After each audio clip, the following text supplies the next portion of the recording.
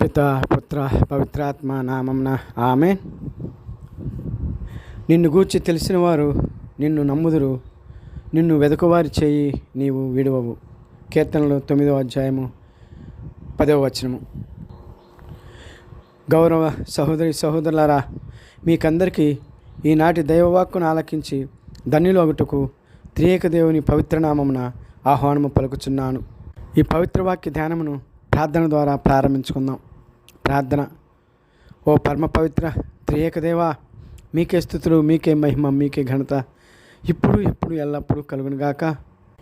ప్రభు, వాస్తవానికి మీ పవిత్రనామమును ఉచ్చరించడానికి నా ఒంట్లో వణుకు పుడుతుంది. దేవా, మీ పవిత్రనామమును తలంచుకుటకు నా ఆలోచనలు శూన్యమైపోతున్నాయి. దేవా, నోటి ద్వారా ఉచ్చరించుటకు నా నోటి మాట తడబడుతుంది. దేవా, ఎందువలనంటే మీ పవిత్రనామమును ఉచ్చరించుటకు నా శరీర శక్తి చాలదు. మీ మహిమను వర్ణించుటకు నా నోటి మాట ద్వారా భాష జ్ఞానం చాలదు. మీ శక్తిని గురించి తెలుపుటకు నేను ఎన్ని వేల కోట్ల బిలియన్ సంవత్సరాలు జీవించినా ఆ జీవితం చాలదు. అలాని మీరు నాకు 4వ తారీఖు సెప్టెంబర్ నెల 2017వ సంవత్సరంన అనుగ్రహించిన దర్శన భాగ్యం గురించి నా సహోదరి సహోదరులకు తెలపకుండా ఉండలేను. మీరు ఈ ఆత్మ ప్రాణి అయిన నాకు ఇచ్చిన భాగ్యానికై మీకు ధన్యవాదాలు స్వామి, ధన్యవాదాలు అని వేలాది కోట్ల సార్లు చెప్పినా తనివి తీరదు స్వామి, తనివి తీరదు. అవన్నీ మీ శక్తి ముందు తక్కువే. అలాని ధన్యవాదములు చెప్పకుండా ఉండలేను. ఓ సర్వంతర్యామి, ఓ యెహోవా దేవా, మీకివే పాదాభివందనములు తండ్రి, వందనములు. ప్రభు, మీ గురించి చెప్పాలంటే నా చుట్టూ శూన్యమే కనిపిస్తుంది. నా ఆలోచనలన్నీ జ్ఞానరహితంగానే కనిపిస్తున్నాయి. అందుకే ప్రభు, నాతో ఉండండి. నన్ను మీ విజ్ఞానంతో నింపండి. ప్రభు, మీ జ్ఞానంతో నింపండి. వాస్తవానికి నాకు భౌతికంగా జన్మకు కారణమైన నా తండ్రిని మరియు నాకు శరీర రక్తాలు అనుగ్రహించి రూపమిచ్చిన నా తల్లి గురించి, వారు మరణించేంత వరకు నేను ఉన్న వారిని గురించి పూర్తిగా అర్థం చేసుకోవటానికి నా జీవితం చాలదు. అటువంటిది సర్వంతర్యామి, సర్వసృష్టికర్త, సర్వవిభుడు, విశ్వేశ్వరుడు, వర్ణింపు తరము కానీ ప్రకాశవంతమైన మిమ్ము గురించి ఎన్ని మాటలు చెప్పినా, ఎంతగా వర్ణిస్తూ ఎన్ని పదాలు చెప్పినా తక్కువే ప్రభు. తండ్రి యెహోవా, వాస్తవానికి మీ పవిత్ర నామాన్ని ఉచ్చరించుటకు అర్హత లేని నాకు ఏకంగా సెప్టెంబర్ 4వ తారీఖు 2017వ సంవత్సరంన నా దర్శన భాగ్యం గురించి ఈనాడు అనగా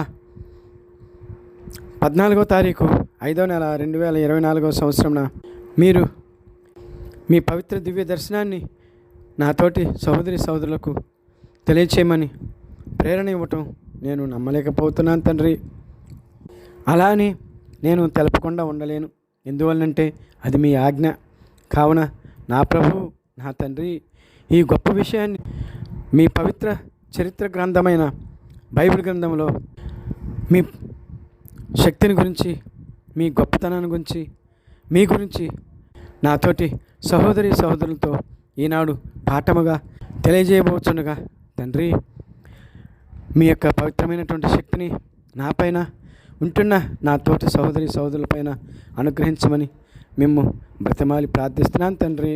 ఆమేన్.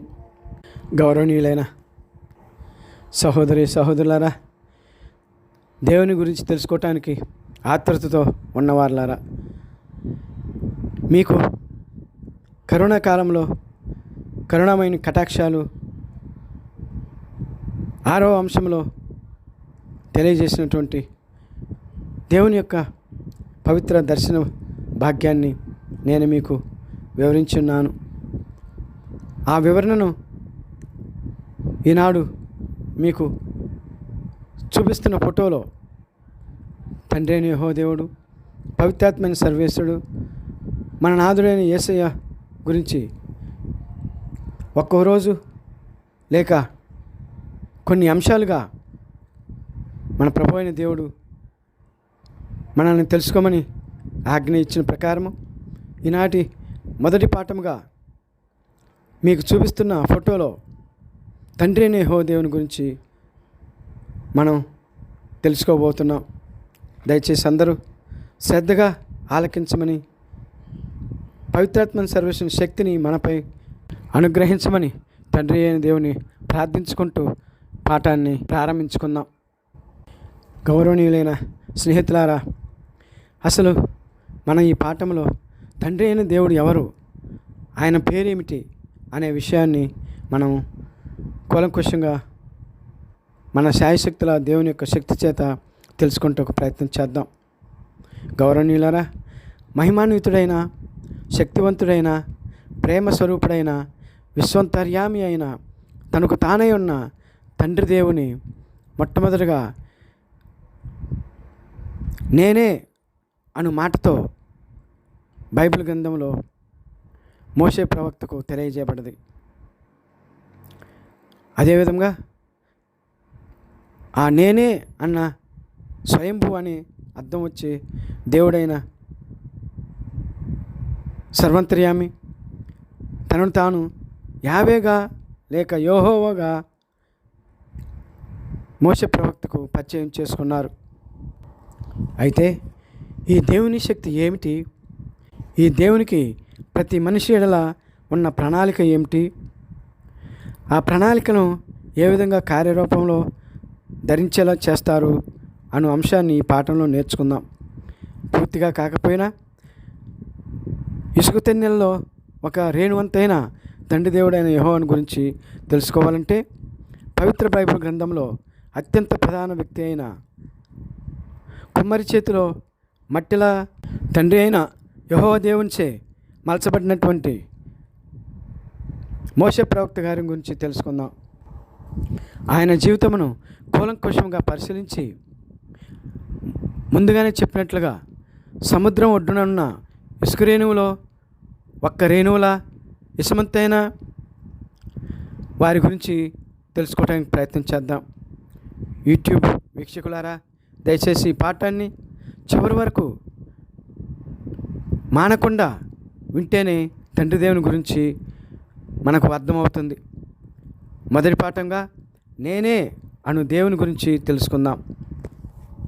ఈ తండ్రి దేవుని గురించి తెలుసుకొనబోయే ముందు యావే లేక యెహోవా అను పదానికి పర్యాయ పదాలు లేక యావే దేవునికి ఉన్న లక్షణాలను బట్టి వారేంటో తెలుసుకోవటానికి ప్రయత్నం చేద్దాం. మన వారిని నేనే అన్న ఈ దేవుని గురించి హీబ్రూ భాషలో యావే యెహోవా అని తండ్రి అయిన యెహోవా దేవుడు ముందుగానే మనం తెలుసుకున్నట్లుగా తన్ను తాను మోషే ప్రవక్తకు పరిచయం చేసుకున్నారు. అయితే ఆ యావే యెహోవా అనే పదాలే కాకుండా వారికి ఇంకా అదనంగా వివిధ పర్యాయ పదాలతో పిలువబడుతూ ఉండేవారు. అవేంటో మనం తెలుసుకుందాం. మొదటిగా యావే లేక యెహోవా అనగా స్వయంభూ లేక తనంతట తానై ఉన్నవాడు అని అర్థం. అను పదానికి ఇంగ్లీష్లో సెల్ఫ్ ఎగ్జిస్టెంట్ గాడ్ అని అర్థం. రెండవదిగా దేవుడు నమ్మదగినవాడు అనగా గాడ్ ఈజ్ ఫెయిత్ఫుల్ అని అర్థం. మూడవదిగా యావే కాదిష్కామ్ అనగా దేవుడు పవిత్రుడు అని పిలువబడేవారు అనగా గాడ్ ఈజ్ హోలీ అని అర్థం. నాలుగవదిగా యావే నిషి అని పిలిచేవారు అనగా ఈ మాటకు అర్థం నిజదేవుడు అని అర్థం. ఇంగ్లీష్లో గాడ్ ఈజ్ ట్రూత్ఫుల్ అని అర్థం వచ్చేది. ఐదవదిగా యావే ఇర్రే అనగా యావే దేవుడు దయాళుడు, సమకూర్చువాడు అని అర్థం. ఇంగ్లీష్లో గ్రేషియస్ గాడ్ అండ్ ప్రొవైడర్ అని అర్థం. యావే అడోనై అని గ్రీక్ పదానికి అర్థం దేవుడు ప్రేమాన్విత యజమాని లేక గురువు అని అర్థం. ఇంగ్లీష్లో లవ్వింగ్ మాస్టర్ అని అర్థం.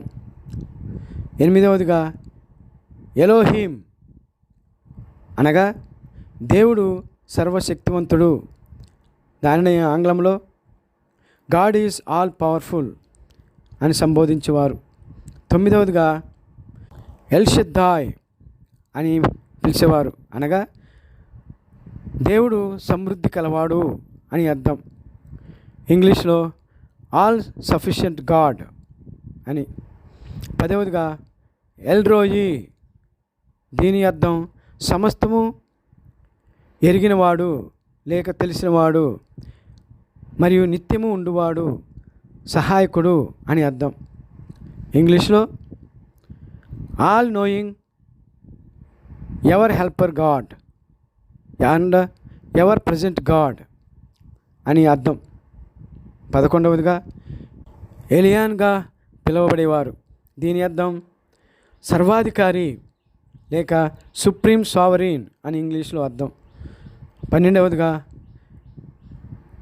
ఏలోలాం అనగా మారనివాడు లేక మరణము లేనివాడు లేక అంతము లేనివాడు అని అర్థం, అనగా అన్చేంజింగ్ అండ్ ఎటర్నల్ గాడ్ అని ఇంగ్లీష్ మూలార్థం.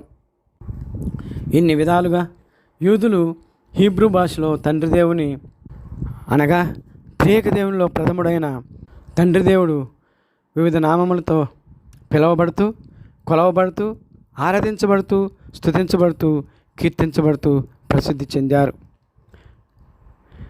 ఈ 12 విధాలుగా 12 పేర్లతో ఆరాధించబడుతున్న దేవుని గురించి రాబో పాఠాలలో నేర్చుకుని జ్ఞానవంతులమై విలసిల్లుతూ వారి దీవెనలతో వారికి ప్రియులముగా జీవించే భాగ్యమును అనుగ్రహించమని తండ్రి దేవుని శిరస్సు వంచి ప్రార్థిద్దాం. ఆమేన్.